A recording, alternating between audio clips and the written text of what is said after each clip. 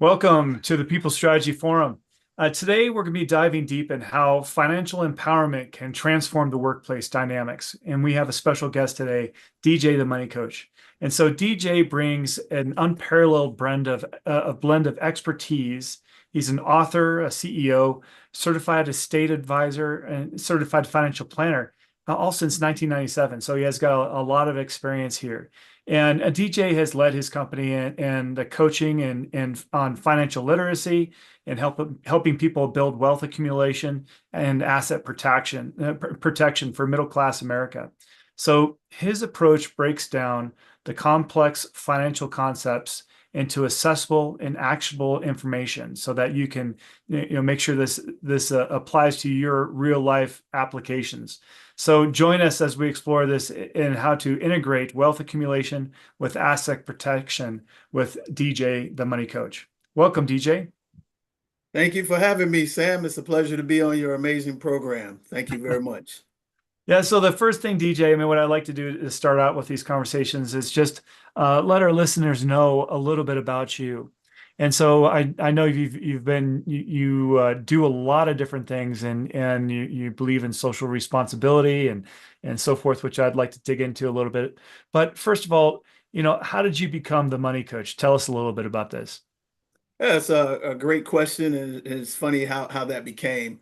So I used to play baseball, played a little baseball in college, played a lot of baseball in high school, and also was a baseball coach for traveling teams in my community for over a decade. Had two sons who played baseball in high school and also in the traveling teams. So long story short, I got into the financial industry around about 2000 and started to figure out what were some of the traps that middle class people fall into, not because of their income, but because of lack of financial education and literacy for specific topics.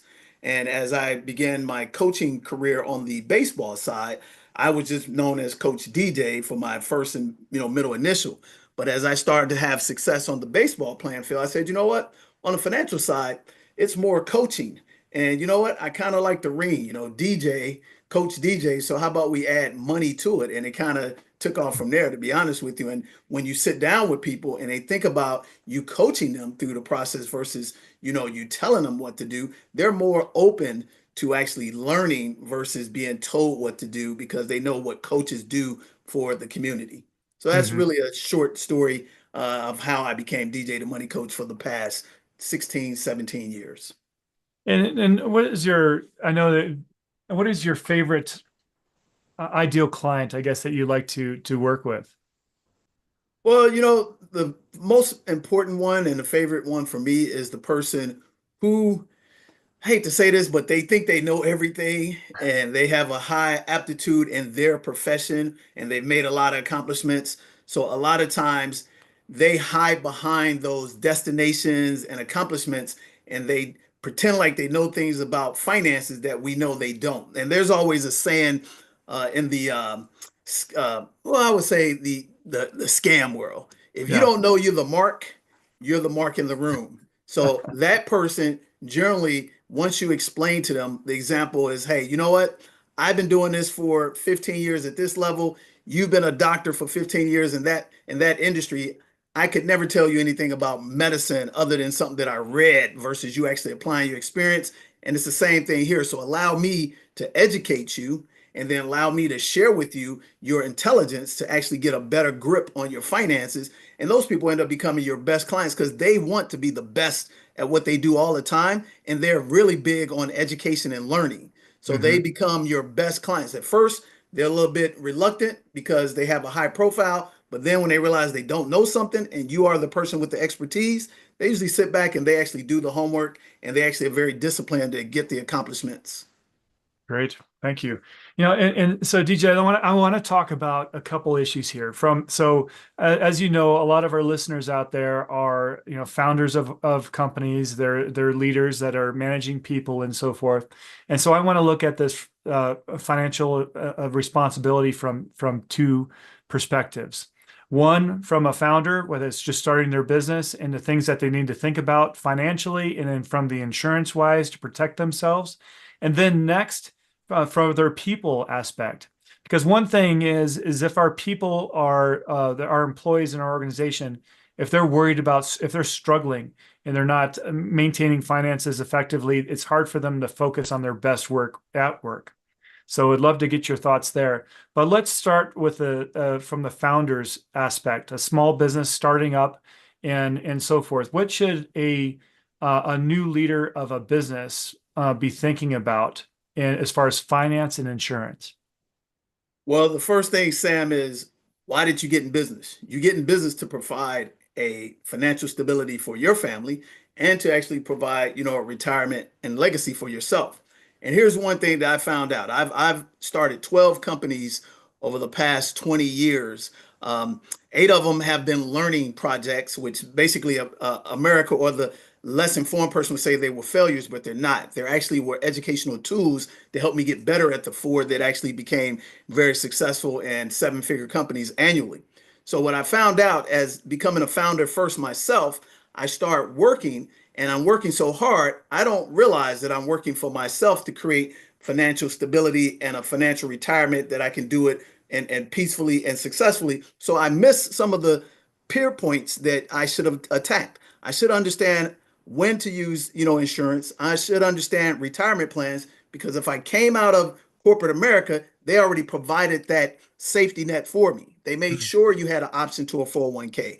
They made sure you had an option of, stock options. They made sure you had, some type of insurance package, be it health insurance, be it, dental insurance. But when you are a founder, most times you don't think about that stuff. There's also another saying. They said that the guy who makes the shoes usually has the worst shoes because he's so busy putting shoes on Sam and everybody else, he forgets that he doesn't even have shoes. Yes. So that's the first thing that I learned. And this is how I really learned it. My first company that became successful, I'm sitting down with my financial planner, my CPA, and my attorney, and they say, hey, you know what, DJ? You did great over the last 5 years. Here's the problem. You left $500,000 on the table in tax savings, insurance benefits, and you didn't even set up the proper retirement plan, but you were very successful. And I said, well, what do you mean? They said, well, hey, why did you get in business? I got in the business to become financially stable, take care of my family. I got in business so I can retire and do it peacefully, but you didn't cover those things because I was so busy, Sam, trying to get it off the ground, trying to make it successful.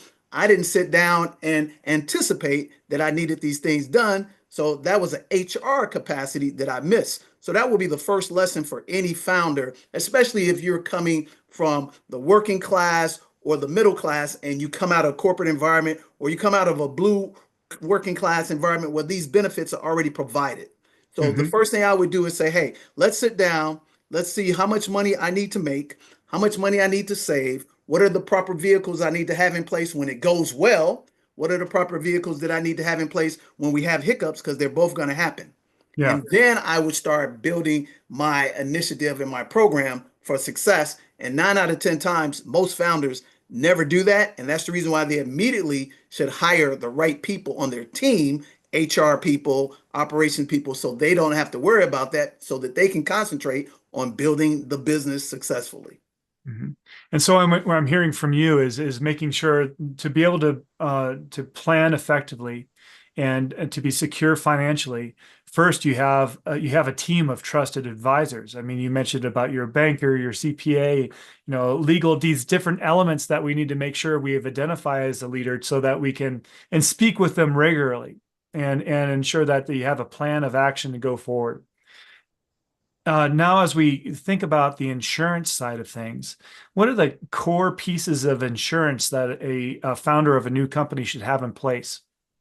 Yeah, great question. So the first insurance policy that I would have is a key man policy. Mhm. And what is a key man policy, Steve? I mean, Sam, I'm sorry. Sam, so let's say your business is successful and all of a sudden something happens to you. The key man policy actually pays for the replacement time to replace you and also to provide another person to plug into your successful business. Most founders don't think about that. Okay. So that key man policy is going to give you that, net that you need to have. The second thing that you want to have is what I call income interruption insurance. Hmm. And how I found about this is that when I was an early financial planner, I had a very successful dentist that owned about six, seven offices. And he hired us to do financial education for his company. And he was not working. And he had told me he had a boating accident. It hurt his hand, so he could no longer practice dentistry. But he had this income replacement insurance that allowed him to receive three-fourths of his income for the remaining of his career. And Hmm. fortunately for me, I took that in. I said, wow, you know what? I never even heard of that, but it kind of works like Lloyd's of London. So Lloyd's of London is a specialized insurance, Sam, that you can, insure your voice, insure your legs, whatever you make money out. That's specialized like a college, athlete that could go pro but stays an extra year so they can get drafted higher. So that income replacement insurance would allow you to get three-fourths of your revenues paid to you, like when we went through COVID. So when you found out a lot of restaurants were forced to close down, if they had that policy in place, what the insurance company would have done, they would have looked at their past 12 to 24 months of constant revenues and contracts, and they would have paid them three-fourths of those contracts until the industry got back on pace or the government released the restrictions. So Hmm. that's one of the important. Now, here's the problem, and this is what Robert Kiyosaki says. A lot of times we, are cheap, so we don't want to pay the premiums on these policies because they may seem to be a little bit higher than what you expect. But here's the thing that he found out. His first business was a Velcro wallet business, and he made $1 million. I think it was about in the early or mid 70s. And he would go to these conferences and he became successful. He comes back to the same conference the next year because he didn't get his patent and he didn't get these two insurance. Some other person knocked off his business and stole his patent ability. And he said, I would never do that again. I will pay the professionals what the professionals are worth, and I will get the proper policies because I have to expect if I'm going into business, Sam, I'm going to be successful. So anticipate you're going to be successful. So those premiums will pay for themselves in the future. So that's one of the key things that we miss as founders. And those are the two key policies that when I'm sitting down with a real business person that says, I'm going to make $500,000 one day, DJ, or my company's going to make 5 million. I say, okay, well, then let's anticipate what that's going to cost you in the future when you are successful. And let's buy it cheap now because today in the insurance world, it's only going to be as cheap as it's ever going to be today and today only for two reasons, your age and the fact that the moratoriums always go up over years. Yeah, no kidding. So let's talk about the next big elephant in insurance. So as a founder, they start bringing on people into their organization. And some of these individuals are asking and demanding that they have some sort of benefit coverage, whether it be health and welfare and so forth. And as we all know, this is quite a problem in the United States to find affordable health care that we can provide our employees. And so for a small business that is, let's say, starting in that they're under 10 employees, what are their options until they become larger? Yeah, so the first thing is you want to know what type of insurance that you actually need and how does it properly work for Mhm. each individual. Because when you are recruiting a very successful person that can 10x your business, they're going to need certain things that the average person on your team doesn't because they're going to be what I call a rainmaker. Let's say Mhm. you're making $1,000 in your business, but this young man or young woman can come in and make your business $100,000 business. So you need to make sure they're compensated for that. So in Yeah. terms of workers' compensation, there's different types of insurance and there's different ways to buy insurance. So one of the things that I teach is being a fully licensed professional. I have licenses in home, auto, health, and property and casualty. So I sit down with the founder. I say, hey, here's the different types of insurance vehicles, but there's a way to buy insurance that most people don't know. And even the people selling it to you, Sam, will not even tell you. And he said, well, what do you mean by that, DJ? I said, okay, well, let me give you an example. Sam, when you go to the grocery store and you get a bread, you buy bread. How do you buy bread? By what unit of measurement do you buy bread by? Slices, I suppose. Okay, well, it's actually, by the loaf or 16 ounces is a pound, right? Yeah, So a okay. lot of I times when get we that. don't do, Sam, we don't look at that little tag where it says the price, but underneath it, it tells you the price per unit of measurement. Yeah, Okay. right. So you should be buying that bread, no matter what kind it is, based on the unit of measurement. Now, here's an easier question. When you go to the gas station, what is the unit of measurement that you buy gas by? Well, gallons here in the United States, right? right? Or liters in the UK and so on and so forth. Yeah, So if everything's equal, I want to pay the least amount of money per gallon of gas or liter for the highest quality of gas. So sure. what does that mean? When you buy health insurance, for example, they're going to look at your age, they're going to look at your health, they're going to look at your credit score. And if everything's equal between you and I, Sam, now the biggest thing is, are you and I paying the same unit of measurement for that insurance? And this is how you buy it. You buy it cost per thousand. So for every $1,000 worth of insurance, this is what it costs across the board. So if I happen to have an age group, so let's say I'm 50 years of age, I need $100,000 worth of health insurance, right? So what I would do, Sam, is I would take 1,000, divide it into $100,000 worth of coverage, and that would give me 100, units. Yeah, Okay. Now, if I'm 50, I got perfect health, perfect credit, then I should pay like 50 cents per thousand. But if I don't know that, and you come and you say, as a founder, hey, what can you afford, Mr. Founder, to insure that very important person? Well, I can only afford $100. That agent automatically comes back to you, Sam, and miraculously, he tells you, I got you a policy for $100. But he doesn't tell you what the cost per thousand. Maybe the cost on that is 10 times what you should be paying. Instead of right. paying $100, you should have been paying $10 per thousand, and you overpaid because he sold you on what you can afford and what you wanted versus what did you need and how you were supposed to buy it. Right. Well, it's definitely an interesting way of thinking about that and looking at the value for what you're buying. So what are the channels though? So if there's a small company, are they forced to deal with the exchanges in the United States as far as the public exchanges, or do they need to go through a broker? What would be better? Yeah, well, the best thing is I would go through a broker because there's also lobbyist organizations like the National Association of Professional Insurance Agents called NAPA. They actually provide you with discount, insurance policies through health, auto, and life that they come together collectively as a group across the United States and they give you a group rate. It's kind of like Hmm. you get the group auto and death insurance that you don't have to take a physical for. This organization provides you that same umbrella, but a lot of times we don't know. And then as it pertains to other insurance, they will show you what are the buying options. They'll show you what the cost per thousand, and then you can plug in. So if you have 10 employees or less, that is your number one best resource. But again, how do you know about that if you don't have the right person?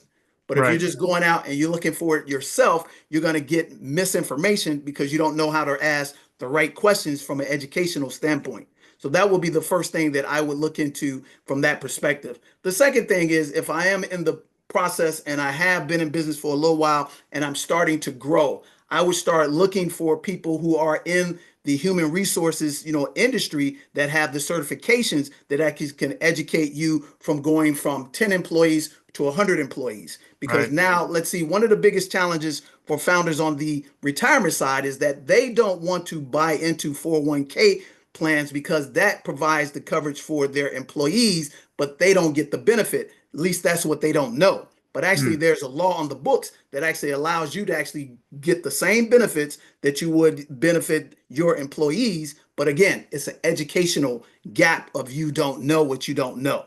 So these are some of the things that we would sit down with the founder and explain to them the industry, how to get the tools, who to use, and what's the best cost per thousand. And then you have a selection that you can utilize to actually get the best bang for your buck. We have a saying at our operation is that we like Neiman Marcus stuff, Sam, but we like it at Walmart prices. We don't like Walmart stuff at Walmart prices. No offense to Walmart, but the essence is we don't like cheap stuff and cheap Yeah. quality. We like cheap prices with the highest quality.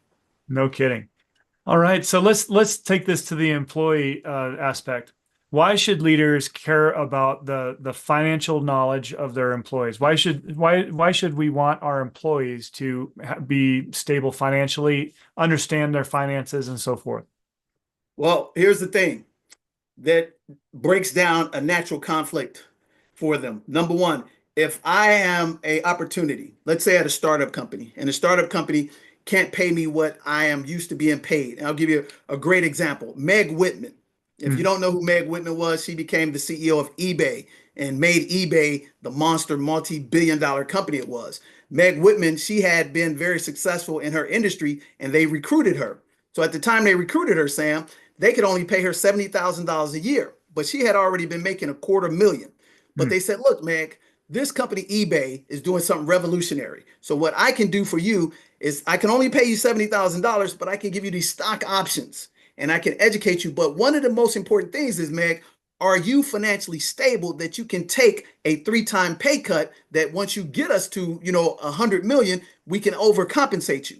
So what does that mean? That means if I'm at home and I'm worrying about everything that I have to pay for and I am taking that to the job, I'm not effective at the job because I'm worrying about the bill collector.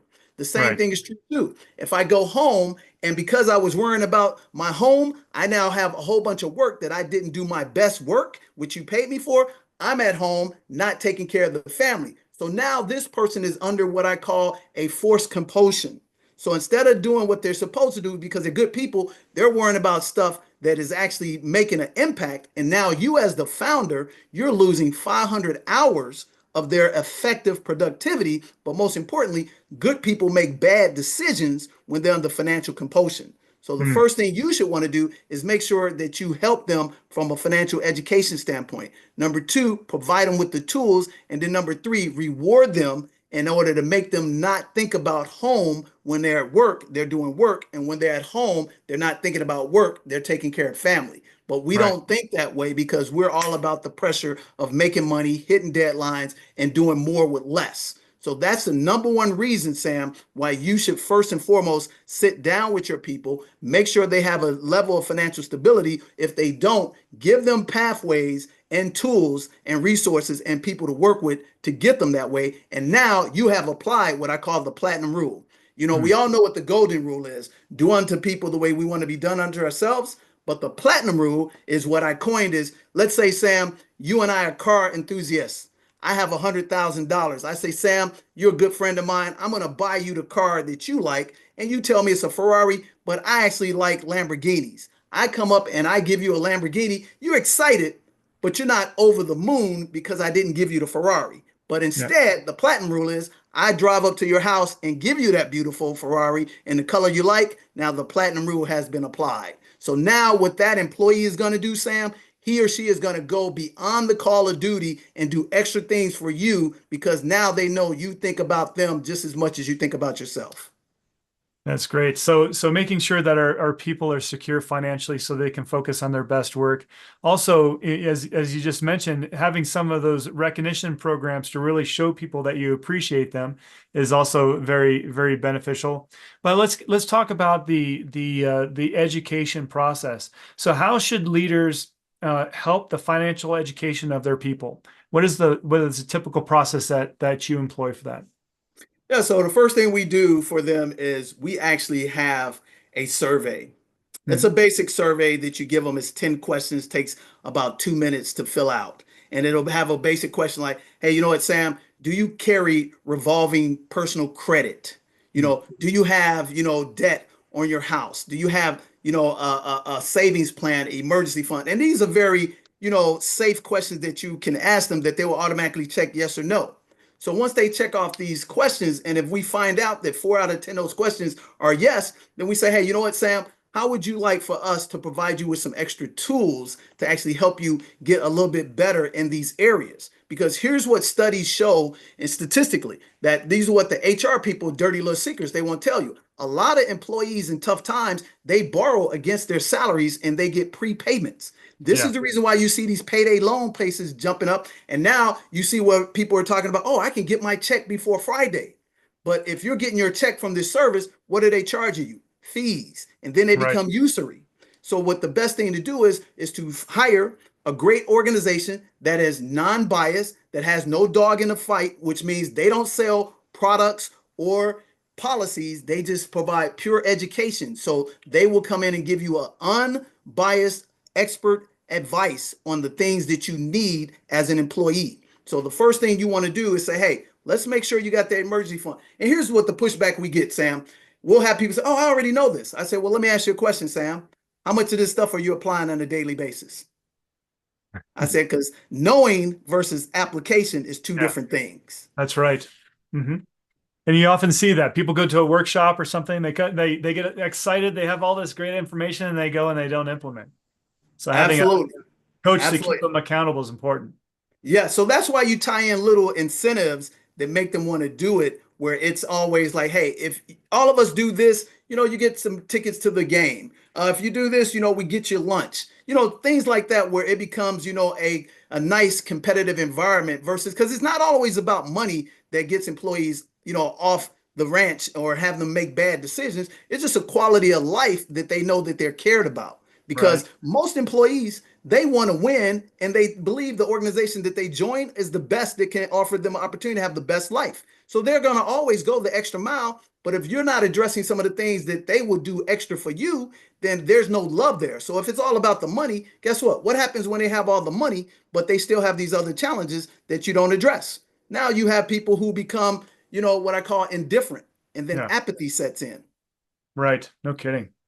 Well, one thing that I've been during this podcast, I've been looking at your screen behind. And I see this beautiful location there in Zanzibar. Take a bite out of Zanzibar. Tell me about that, DJ. Well, yeah. Well, Sam, I'm glad you asked that. So over the past 10 years, I've had the benefit of traveling around the world and had a chance to, do a couple of bucket list trips. And about 5 years ago, a business partner and myself, we were sitting down after doing a speaking engagement and said, hey, what are the next trips that you want to take? I said, well, my goal is to go to Zanzibar and my goal is to go to Cape Verde, which is actually on the eastern coast of Africa. And that's where the lineage of my people come from. So in December of 2021, I get a call from my business partner and she says, hey, we're going on a bucket list trip. I said, well, which one? She said, we're going to Zanzibar. I said, oh man, that's great. You're going to Zanzibar. She said, no. I said, we. She said, that means you too. I said, okay, well, what does that entail? She said, well, I hate to call you so late, but I booked a trip to Zanzibar, but here's the deal. I have to send you the link and you have to pay for it now because there's only a couple of spots left.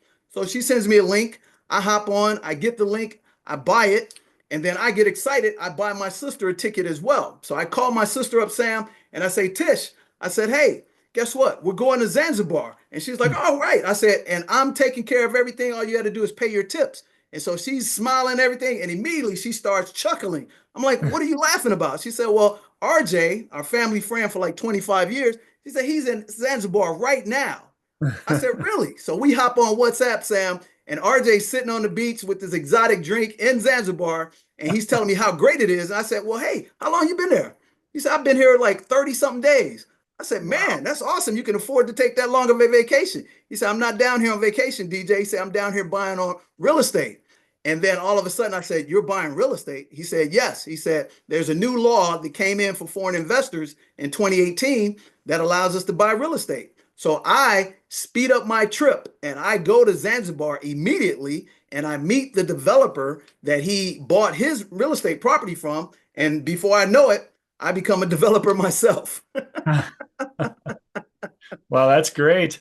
And so new business over there.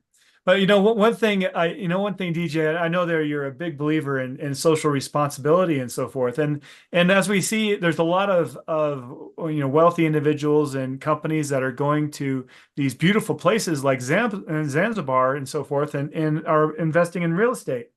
But sometimes that can impact the local community. So, what are the methods that you're doing to help the local community benefit from this business venture? Man, you know what? That's a great question, Sam, and that's a great introspection. Because here's what we've decided to do: is that we don't want to go and take away from any place we go to, no matter where it is on the country or even in a community. So the first thing we've done is we actually have created an irrigation system for the indigenous people within a 2 mile radius of our resorts. We actually provide them with irrigation systems similar to here in America. Hmm. The second thing that we've done is that we know education is very important. So we actually have a K through 8 school that any young child, K through 8, within that radius of 1 to 2 miles, they can come and go to that school absolutely free. And then the third thing, which is most important, is the health issue. So we Hmm. actually have a clinic that every Friday of the month, they can actually come and get free medical health care. So we have a physician from America and we have a physician from the top academies in Africa that actually provide all type of medical treatment absolutely 100% free. So here's what happens. It creates what I call three wins. The first win is that the indigenous people see that we're not coming to push them out of their communities, because a lot of times when developers are building resorts and high expensive properties, they cannot afford to stay in their own property or land. So we're making sure that they have affordable housing through our properties as well. So we give back in that capacity. So that's a win.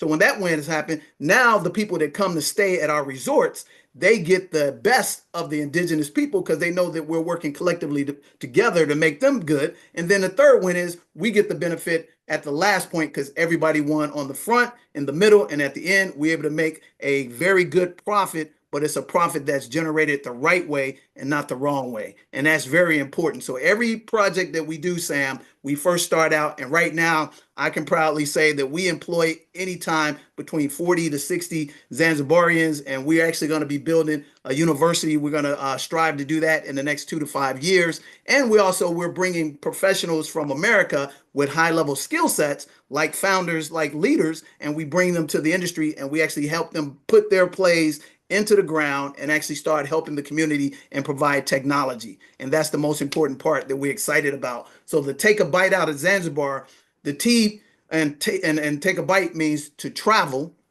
And then the B is to buy and invest in the community, 100 acres. And the I is to invest in the ancillary businesses that support the community, because those resorts, they need waste management.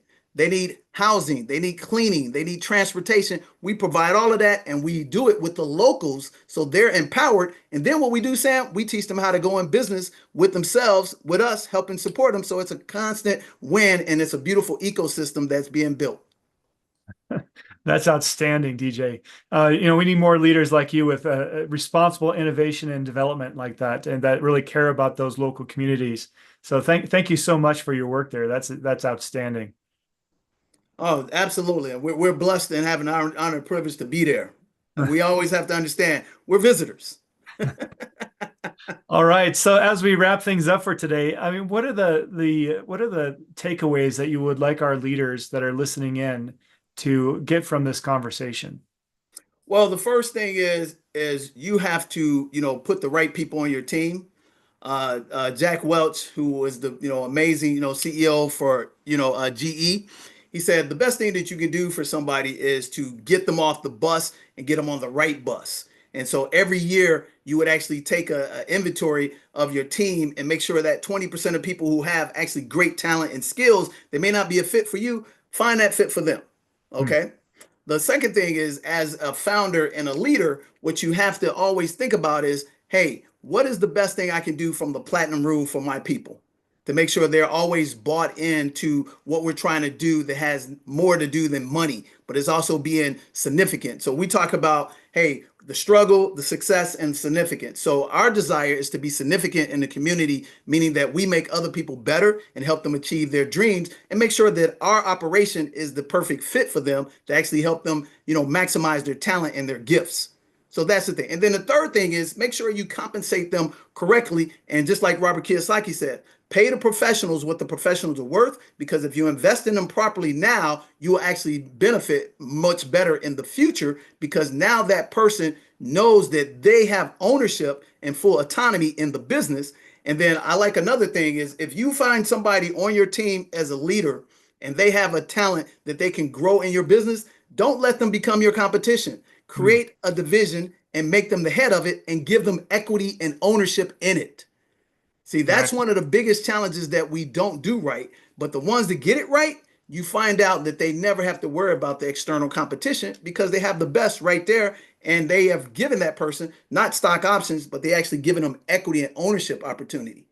And that's Right. one of the things that you have to evaluate, especially in today's economy. When the economy is contracting and you have great talent, guess what? Sit down with them, say, hey, here's where we're going. And if we can get here, let me show you a way to get equity and ownership when we hit these milestones. And now their incentive is they're working probably harder than you are because they know if something happens to them, they can pass that on to their children and their children's children.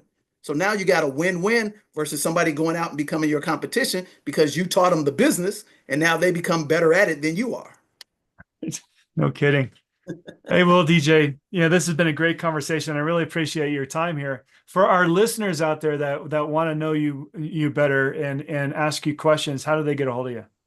Yeah, great question. So, believe it or not, we still contact people in the analog world. So that means they can reach us at an 800 number that's been around for 20 years. It's 866-395-3042, 866-395-3042. They can reach us in the digital world, which is djthemoneycoach.com, djthemoneycoach.com. And they can reach us on the social platforms, the same thing. On YouTube, it's DJ the Money Coach. And on IG, it's at DJ the Money Coach. And if they would like to go to Zanzibar, we have a great opportunity for them to go to Zanzibar. They can go to escape to Zanzibar.com. And what we're doing for your leaders and listeners, we're actually going to provide them an opportunity to go at a very great discount. So I talked to my team, Sam, and I said, what can we do for Sam and his wonderful podcast? I said, you know what we're going to do? We got these holidays coming up. They got Black Friday. So we put together a package for your group that if they want to take advantage of the beautiful island, they can go there for 7 days, 6 nights for only $497. And they can Wow. actually do it in 3 installments. And I know what you're saying right now. How can you give me paradise for that little? Well, here's the thing, ladies and gentlemen. We just opened up. We're 100% debt free. I own everything in the resort. So I want to give you a trip that you can take. Now, I won't pay for your airfare, though, Sam, but I will help you get the best airfare because we do have relationships with multiple airlines. But it's a great opportunity for them to come do a bucket list trip. It's good for 12 months, and you can take it anytime you want to in 2025. And if you like to, as we always say, come join us on the Beaches of the World Club and enjoy paradise. And we wish you a pom-pom lifestyle that's plenty of money and peace of mind. And we always want to help you be the best that you can be. That's awesome. All right. Well, thank you so much, DJ. And to our listeners out there, we'll see you next week on the People Strategy Forum. And take